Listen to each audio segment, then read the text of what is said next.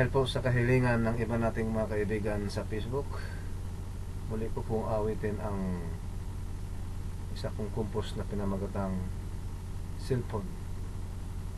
Para sa lahat po ng gumagamit ng cellphone sa buong mundo, para sa lahat ng mga magsyuta na nagkagalit dahil sa cellphone, sa lahat ng mga mag-asawang nagkahiwalay ng dahil sa cellphone, para sa lahat ng taong narungsid ng dahil sa cellphone, at sa lahat ng mga nagsabunutan ng dahil sa cellphone all over the world.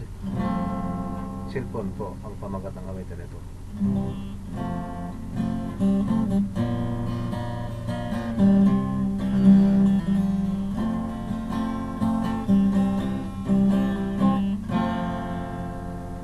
Ang pari ko ay mayroong istorya dito sa bansang Saudi Arabia. Puyat at pagod hindi alintana, nagsisikap para sa pamilya. Puyat doon, hala kayo dito, pinapasok kahit anong trabaho. Kasaklap na balitaan ko, laging ubos ang kanyang sweldo. Ako na may sadyang di chismoso, ang pang-amoy matindi pa sa aso. Halos lahat alam kong sikreto, at siguradong kumpirmado. Hindi naman pagsusugal ang bisyo, at lalong hindi lasinggiro. Sa gabi siya'y makikita nyo, laging nakababad sa telepono.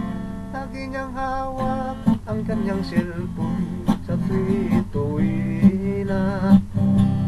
Tiks ng tiks, panay ang tawag hanggang umaga. Tangisin, nakatawa, laging nakapupad. Ngunit ang tunay, maraming utang, butas ang bulsa.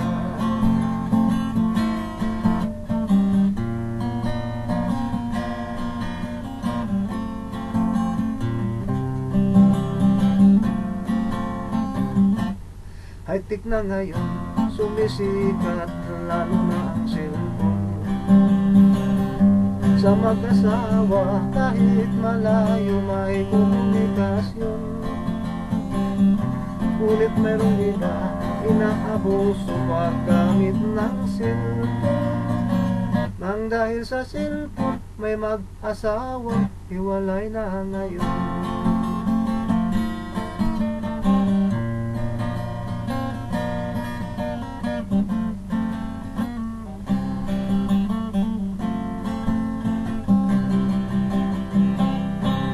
Ang cellphone ay sadyang maganda, pagkat ito'y pabor sa pamilya. Puyat at pagod hindi alintana, makausap lang ang pamilya. Ngunit mayroon ding umaabuso, makikita kahit saan man ako.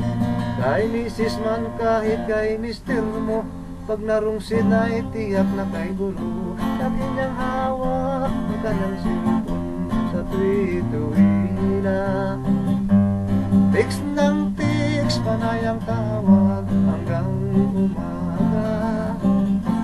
Nakangisi, nakatawa, lagi nakapuma. Ngunit ang tunay, maraming utang, butas ang bulsa.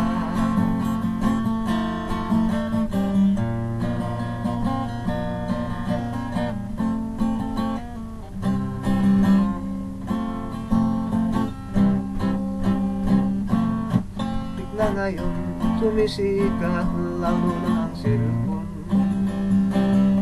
Sa mag-asawa, kahit malayo may komunikasyon. Ngunit merong iba, inaabuso paggamit ng cellphone. Nang dahil sa cellphone, may mag-asawang hiwalay na ngayon.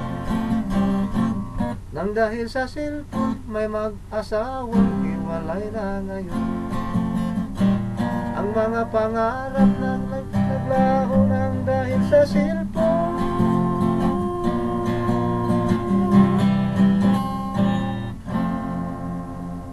sa lahat ng gumagamit ng cellphone. Thank you po.